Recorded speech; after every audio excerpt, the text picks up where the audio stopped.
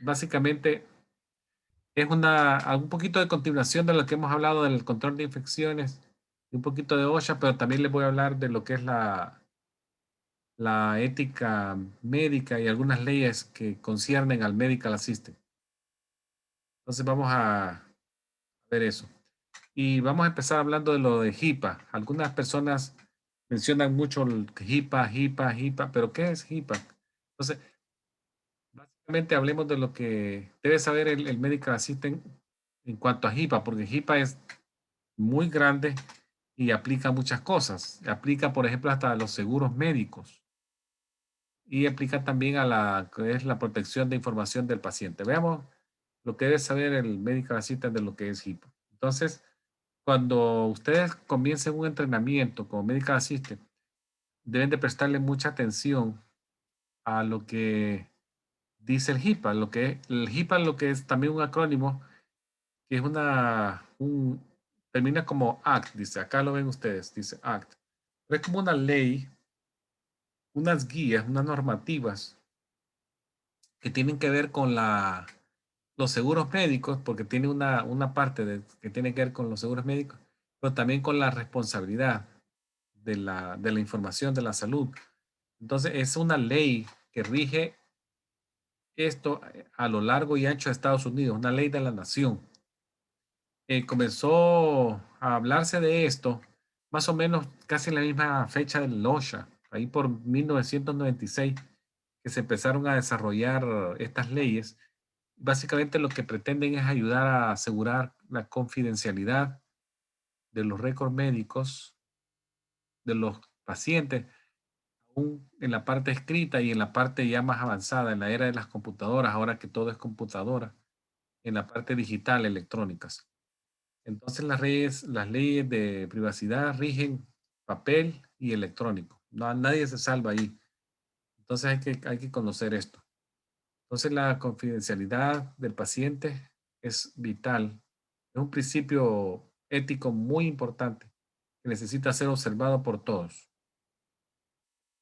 Entonces, estas reglas de seguridad en cuanto al lugar de trabajo incluyen el usar claves o password de manera segura, password que no se vayan a saber muy pronto, porque tienen que ser unas password con bastantes rigor de seguridad en todos los equipos electrónicos que se usen en las clínicas, ya sean las laptops que andan de consultorio en consultorio, la computadora de escritorio de la front desk, algunas terminales que tengan en algún sitio donde guardan los discos duros, todo eso tiene que estar protegido. Entonces, otra regla de seguridad es que si el front desk hay algo visible, que se trate de ponerlo en una posición que no sea visible para los pacientes y de esa manera proteger información que no deseamos que se revele de los pacientes, como pueden ser nombres, diagnósticos, teléfonos, fotos, resultados de laboratorio, todo eso tiene que estar protegido. Entonces es una información de los pacientes que no se debe revelar de forma accidental, sino que si hay permiso de él o por algunas situaciones especiales de la ley.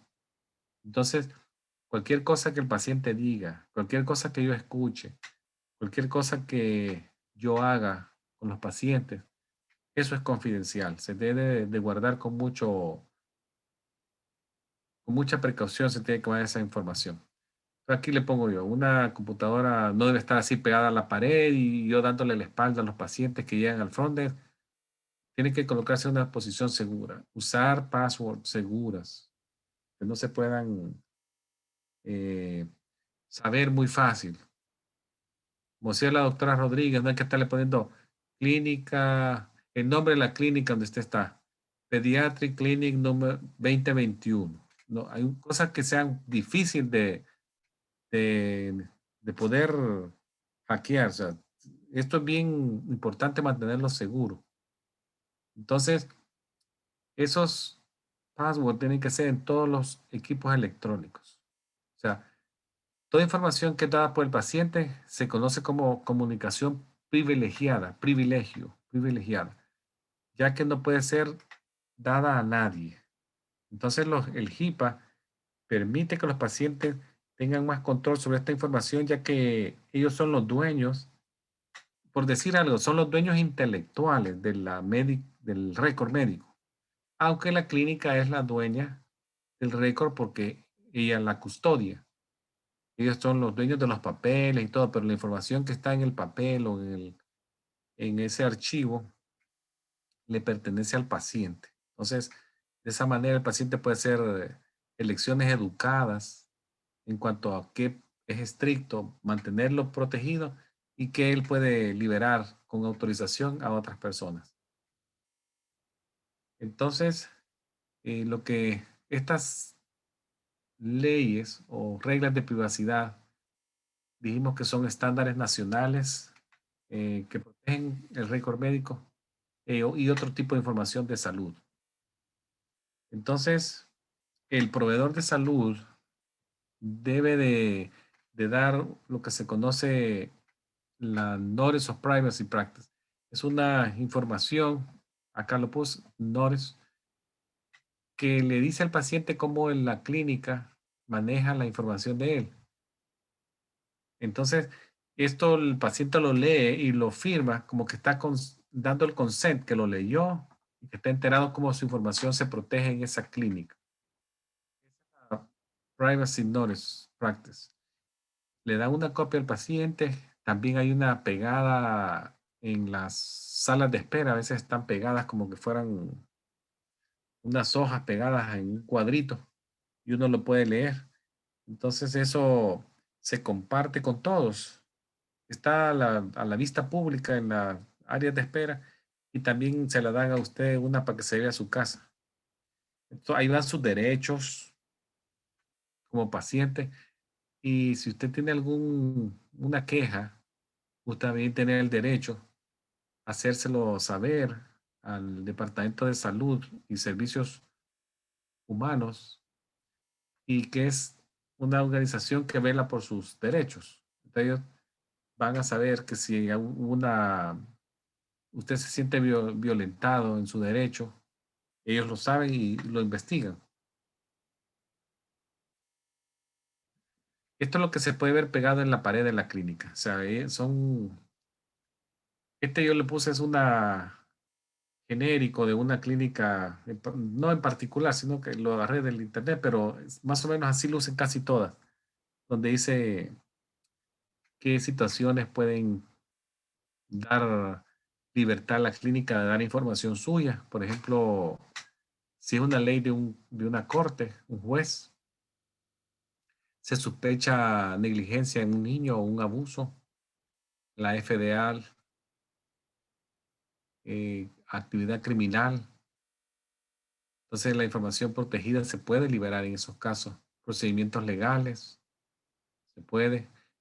Reos, se puede decir que los reos, los presos, pierden derechos constitucionales, federales y estatales, entonces información de ellos se puede liberar si es necesario por juez o algo así. Acá están sus derechos, lo explican y eso se lo dan en un papel escrito y usted lo firma que lo recibió. Así lo firma, que acknowledgement, doy a saber que lo recibí, que me lo entregaron y que si hay algún cambio en el curso del año, 2 años, ellos me van a dejar saber que hicieron un cambio, yo me doy por enterado que el cambio me lo dijeron y cuál es el cambio. Ahora, para discutir algunos derechos de pacientes, vamos a ver que existe lo que se conoce como no sé en inglés como Patient's Bill of Rights. Es como un acta de los derechos de paciente. Y esto lo que le da a conocer al paciente son los derechos que legalmente están definidos por el estado donde usted resida. New Jersey, Nueva York, Massachusetts, Texas, Arizona, North Carolina, South Carolina, donde usted viva. Entonces, básicamente el medical assistant y todos los que trabajan en la clínica deben de saber cómo esos derechos se deben de proteger a cualquier costo. Y ahora viene lo que se llama Patient Care Partnership, que es básicamente son algunos derechos también. Esta es como una guía para ambos, para el paciente y para los médicos, que hacen el dúo ese de médico-paciente, ese dúo siempre inseparable, pero sí se puede separar en algún momento. Entonces, como paciente de un hospital, digamos hospital XXX, puede ser cualquier nombre, usted tiene derechos que son consistentes con las leyes estatales donde usted vive. Le voy a ir leyendo uno por uno para que vean. Por ejemplo, el derecho es recibir tratamiento sin discriminación. ¿Y esto es discriminación de qué? De mi raza, de mi color de piel, religión, género, de dónde soy originario, si tengo una disability o no. Todo esto, si puedo pagar o no. Todo eso es un derecho que me lo tienen que dar sin discriminación a mí. Otro también debo ser informado de la posición y el nombre del doctor que me está viendo. O sea, no puedo estar yo ingresado en un hospital 3 días y el doctor llega cuando estoy dormido en la mañana y ya no lo vi. Me dieron el alta y no sé quién es, quién, cómo, si es alto, si es bajo, si es rubio, si es pelo negro o pelo rojo. No, el doctor debe de dar su nombre, su posición y lo que se decida, compartirlo conmigo. Es un derecho de paciente. De ahí también tengo derecho a recibir la información de lo que yo estoy de acuerdo, con lo que se llama informed consent, de cualquier procedimiento. No es de que va a llegar a las 5 de la mañana a poner, oh, sí, lo voy a hacer una colonoscopía urgente porque, y no me doy cuenta y a las 10 me bajan, me hacen la colonoscopía, no me dijeron que me hallaron, me dan el alta. Eso es una gran violación a un derecho al paciente. También tengo derecho a recibir información sobre si voy a autorizar la resucitación. ¿Y qué es eso? Es que si ante un momento de paro yo voy a autorizar que me den resucitación, un CPR. En caso de que yo designe a alguien, un individuo que puede ser mi esposa, mi hijo, esa persona puede dar el consent bajo mi nombre, pero lo tengo que hacer antes de que esté en una situación de un paro cardiorrespiratorio, porque si ya le dio a la persona, ni modo, no se puede. Tiene que ser todo antes. También tengo derecho a decir no a un tratamiento, no a un examen, no a una observación. Tengo derecho a que un familiar no llegue a verme, porque todo eso es un derecho que usted tiene como paciente. Y debe saber que lo tiene derecho, o sea, no puede estar tolerando todo, lo que le digan, lo que le den, lo que le observen, la persona que quiera llegar, que todo eso, hay que saber que puede tener derecho a decir no. Derecho a la confidencialidad de su información. También tiene derecho a recibir copias de sus récords médicos sin cargo. Pero si en algún momento le dieran un cargo, un costo, el costo tiene que ser razonable. No puede ser que por una copia de un expediente le digan, oh, $100. No, casi es el valor de una fotocopia por hoja. No son cantidades así onerosas que usted no pueda pagar. Así que ese es otro derecho, pedir copias. También tiene derecho a quejarse sin temor a una venganza. Por decirlo, por poner un nombre de venganza, en inglés sí se reprise, pero, y eso puede ser que me lleven tarde la comida, que la enfermera se enojó, ya me pone la medicina 1 hora después, no me da la medicina del dolor a propósito, la comida llega tarde, no me preguntan, y bueno, muchas formas de que, entonces la persona tiene que saber que puede quejarse sin tener miedo a eso, a un tipo de reprimenda del personal de salud. Tiene derecho también a recibir información, cómo se maneja el dolor en esa clínica y las medidas del dolor. Derecho también a pedir información sobre medidas avanzadas. No resucitación es una, que no me pongan ventilador, que no me entuben. Se acuerdan que ahora para lo del COVID, se recuerdan, muchas personas empeoraban, ingresaban tal vez bien, o con un poco de tos, cansancio, y en transcurso de 48 horas el cuadro empeoraba de manera aparatosa y tendrían que ser pasadas a unidades de cuidados intensivos y en cuestión de 12 horas intubarlas, meterlas a ventilador. Si usted no quiere eso, lo puede decir, lo que se conocen como directivas avanzadas, o dejar a un proxy, que le dicen proxy, que es una persona que puede tomar una decisión médica importante en su nombre. Eso lo tiene que dejar antes.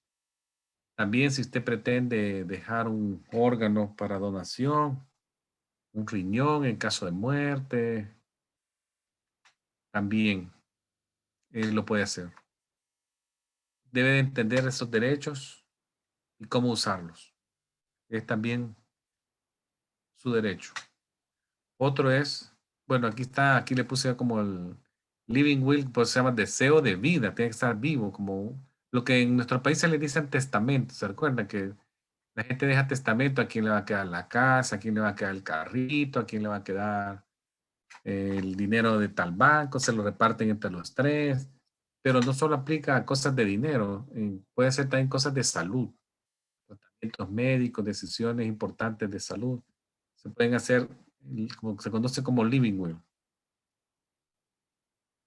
Otra cosa que no lo mencioné y es bien importante, me voy a regresar uno acá, es el derecho al intérprete. Muchas personas, recordemos que estamos en un país en donde habemos muchos inmigrantes de todo el mundo, de Rusia, de la India, América, Francia, bueno, y no todo el mundo habla inglés. Y puede ser que te tenga que tomar una decisión bien importante en inglés y no entiende al 100% lo que le están diciendo. No es justo que esté llevando a su sobrino a que le traduzca, a un amigo que vive cerca. Usted tiene el derecho y el hospital tiene la obligación de hacer el intento de ayuda que incluye darle un intérprete médico. Ya hay personas entrenadas para eso, medical interpreter. Entonces es también su derecho, para que no lo olviden. Ahora veamos solo lo que un poquito de la ley y la ética. ¿Qué es la ley y qué es la ética? La ética es el conocimiento de lo que es el correcto y lo incorrecto. Entonces, ¿qué ejemplo le puedo dar yo acá de lo que es ético? Por ejemplo, a las 12 de la noche, usted va en una calle sola, llega a un semáforo o a una luz y está en rojo. ¿Paro o no paro? Son las 12 de la noche, no hay ningún carro, nadie me está viendo, peligrosa el área. La ética le podría decir que eso es conducta incorrecta. Tiene que parar, aunque no haya nadie, porque está en rojo. Esa es la ética. Pero luego viene la ley, que es cuando ya hay penas, hay multas. Entonces, si usted ve, la ley y la ética siempre van como de la mano. En cuanto a la ética, muchas veces nos vamos a ver involucrados en tomar decisiones que tienen que ver con ética. Un ejemplo podría ser pacientes que son abusados, que usted sospecha, pues no le ha dicho al paciente, pero usted sospecha por lo que ve, un adulto mayor con moretes en los brazos, en la espalda. No es eso no es normal. Y las explicaciones que pueden darle son débiles, no van acorde al hallazgo que usted vio. ¿Qué debo de hacer? Sería ético de mi parte darle apoyo moral, solo decirles, ¿qué le pasó? Que mire. O mi obligación es compartirlo con mi supervisor o una enfermera que está en cargo inmediato superior a mí. Y entonces ahí va la ética de lo correcto o lo incorrecto. Otra podría ser que un trabajador, digamos, compañero de trabajo que de manera repetitiva está abusando de usted, pidiéndole que le marque la tarjeta, que siempre llega tarde, con la promesa de que cuando usted llegue una vez tarde, él lo va a cubrir también a usted. O sea, esa es la otra parte de la ética. Yo sé que eso es incorrecto, estarle marcando al otro, y va a ser incorrecto también cuando me marque él a mí. O sea, ahí es la parte ética contra lo moral. Aquí le puse esta foto a este señor por el abuso del adulto mayor. y esta persona tomando una decisión difícil, si va a compartirlo a su jefe o no. Ahora, la ley. ¿Cómo es la ley? La ley va más allá, porque aquí ya va, leyes estatales, leyes federales, puede haber un cargo ya criminal, leyes de criminales, son ofensas contra el público. Y las leyes civiles son la relación entre personas. Hay leyes criminales y leyes civiles. Ahora, esta palabra se usa mucho, la van a oír acá en Estados Unidos, en lo que son, por ejemplo, tort, que es un acto incorrecto que se comete contra una persona o la propiedad de una persona. Esto puede ser que yo lo quise hacer o puede ser que no lo quería hacer, con intención o sin intención, pero no deja de ser incorrecto porque sea intencionado o no intencionado. Ahí está la negligencia, un tipo de tort, que es un acto no intencionado, pero es incorrecto. Por ejemplo, les voy a poner un ejemplo, un médico que prescribe penicilina a un paciente sabiendo que el paciente tal vez no se fijó muy bien, pero estaba en el expediente que decía que era alérgico. Lo prescribe y el paciente muere como consecuencia de ese acto. Entonces es una negligencia, pero por ser el profesional se convierte en mala praxis. Una negligencia ya por un doctor, no intencional, porque no lo quería perjudicar o matar, pero pasó, ya es una mala praxis. Entonces ven ustedes, la línea entre una y la otra es una capita bien, bien finita, como en el hielo, que se me pueden romper bajo mis pies y hundirme. Luego tenemos otros tipos de tort, difamación, dañar el buen nombre de una persona y su reputación ya haciendo acusaciones falsas. Es una difamación. Slander es otra forma de hacer acusaciones falsas de forma oral. Invasión de la privacidad es otro tipo de tort. Fraude. Si ustedes ven acá unas cosas que no tienen que ver con la medicina, pero para que lo entienda el de tort, el fraude, el asalto sí tiene que ver con lo que es puede verse involucrado, por ejemplo, en una flebotomía, el asalto, pues dice assault, es la intención de tocar a alguien o amenazarlo con tocarle una parte de su cuerpo sin su consentimiento. Cuando alguien no se quiere hacer una flebotomía, no insista, porque sería solo el hecho de apuntarlo con la aguja en la dirección de su cuerpo, ya es un assault. Porque sería un intento de tocarlo, amenazarlo, es sin su consentimiento. Si él le dijo no, no, entonces guardo todo y ya.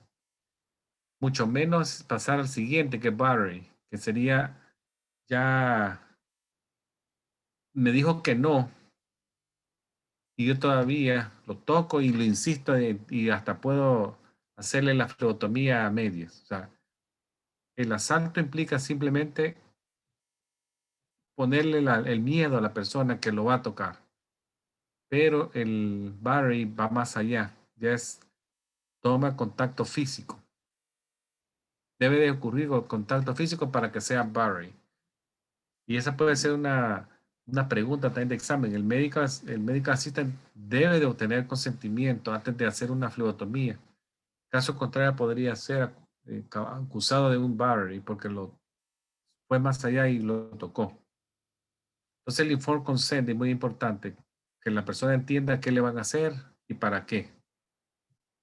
Otro tipo de lo que tiene que ver con la ley en esto es el abandono de los pacientes. ¿Cuándo sucede un abandono? Cuando un doctor se retira de darle cuidado a alguien sin previo aviso. O sea, no puede desaparecer como por arte de magia. Ya el doctor ya no existe, ya no lo hay a nadie, no contesta el teléfono, no me dio los expedientes que tenía que darme y desapareció como que se lo tragó la tierra. Nadie sabe de él. Si eso es así, el paciente puede acusar al doctor de abandono. Por ley, el paciente necesita por lo menos un mes de aviso tiempo razonable, que el doctor ya no va a seguir con su cuidado y le da opciones de quién podría tomar su lugar. Y si él no acepta las opciones, ya el paciente queda en libertad, sabiendo que el doctor ya no va a seguir, de escoger a alguien de su agrado. Ya eso también ya es cosa aparte, si él quiere irse a otro tipo. Entonces, para que el abandono suceda, tiene que ser sin previo aviso. Ahora, veamos un poquito de la preparación de pacientes y encuentros. Ah, aquí un medical assistant, como lo hemos dicho desde el principio, puede ser responsable de muchas cosas, front desk o en la parte de atrás de la clínica. Algunas cosas que podría ser el triaje de pacientes. Y el triaje de pacientes es como es hacer una escogitación en base a criterios de peso. Es lo que es el triage. De ahí obtener formas de consentimiento, preparar información para terceras personas, como pueden ser las aseguradoras, tomar signos vitales y actualizar expediente de paciente cada vez que el paciente llegue a la clínica. Los expedientes se actualizan cada visita, no cada 6 meses ni cada año. Cada visita puede haber un cambio, una alergia nueva, una cirugía nueva, hay que actualizarlo. Ahora, hablando de lo que es otras palabras que van a ver, el PHI. Esto es información de salud protegida. Incluye cualquier forma de identificación suya que lo pueda ubicar en tiempo y lugar y su nombre. Ahí están muchas cosas. Están los identificadores, información de salud, igual PHI. ¿Qué puede ir ahí? Su dirección, su nombre completo, su número de teléfono, su seguro social, su correo electrónico, su número de récord médico, información del seguro de salud, identificación de su vehículo, algún tipo de identificación biométrico suyo, si hay una prueba de ADN, si hay medición de la retina, si hay fotos suyas pre y post cirugías, un cirujano plástico que tiene fotos suyas antes y después de la cirugía, todo eso es PHI, protección personal protegida, o cualquier cosa que lo identifique a usted, fotografías de la cara, etcétera. Ahora, en el tiempo que estamos, que es todo muy moderno, los récords son muchas veces electrónicos y han reemplazado muchas veces al papel. Entonces, no por eso dejan de ser protegidos. O sea, hay que saber, siguen siendo protegidos y tener cuidado con quién se comparte. Se pueden compartir con aseguradoras, los laboratorios le mandan a usted le manda a ellos, refiere información a otro especialista, ellos le refieren a usted de regreso, información a un hospital, el hospital le regresa información, reportes de radiología, el radiólogo le regresa, usted mismo en la clínica. O sea, si ustedes ven, es un círculo que va alrededor acá y en algún momento siempre la información puede estar expuesta a ser vista por personas que usted no quiere. Por ejemplo, miren a estos que están en la foto, que puede haber alguna liberación de información de forma incidental. Entonces, esto puede pasar y le puede pasar a cualquiera. Puede haber una conversación, ellos dos platicando en el pasillo, conversaciones que deben de ser confidenciales entre dos proveedores, se hacen públicas. Él diciéndole a ella la información de un paciente acá, gente acá caminando, escucha. Otra paciente ve los nombres de pacientes en hojas, personas no autorizadas que van pasando por equipos médicos, ven los nombres de pacientes, ven algún tipo de resultados, médicos hablando en voz alta en lugares que no son privados, como pueden ser elevadores, la cafetería, se van a hablar de pacientes tomándose un café con el amigo, en el elevador dicen un diagnóstico, dicen el nombre, todo eso es también como, no tuvo que haber pasado, pero pasa. Entonces, eh, el staff de cuidado de la salud de los pacientes debe ser muy cuidadoso a la hora de hablar. Farmacéuticos También las farmacias son lugares bien públicos. La gente llega a traer medicina y ahí están hablando por teléfono, dicen nombres de personas, dicen los medicamentos. Ah, sí, fulano, ya le tenemos listo este medicamento. Hay gente que sabe para qué sirven los medicamentos y dicen los nombres y los pacientes y los nombres de los medicamentos a voz alta en teléfonos. Eso hay que tenerlo muy presente que no tiene que hacer. Los medical assistants también deben de recordar que los cuadros de los pacientes deben de sostenerse en posiciones que no sean vistos por otros. Es muy importante eso. En el área de espera también pueden llamar a los pacientes por su primer nombre, no por el nombre completo, excepto que hubiesen dos con el mismo nombre. Usted ya dice a quién se está refiriendo, porque usted puede decir que diga María y se paran tres. Había tres Marías en ese momento. Entonces ya usted aclara y da el segundo nombre y puede dar hasta el apellido, pero ya es una situación que no pasa todos los días. Ahora, en cuanto a lo de los niños, de los récords médicos de niños, esto, las reglas de la HIPAA también aplican a los niños. Y en cuanto a niños que son pequeños, le permiten a los padres ver sus récords médicos y no son los dueños del récord médico ellos, pero son los guardianes, por así se llaman, guardians o padres del niño, mientras la ley estatal lo permita. Ellos tienen la característica de poder decidir por ellos tratamientos médicos, cirugías, autorizarlas o laboratorios y ver sus expedientes mientras estén bajo su cuidado.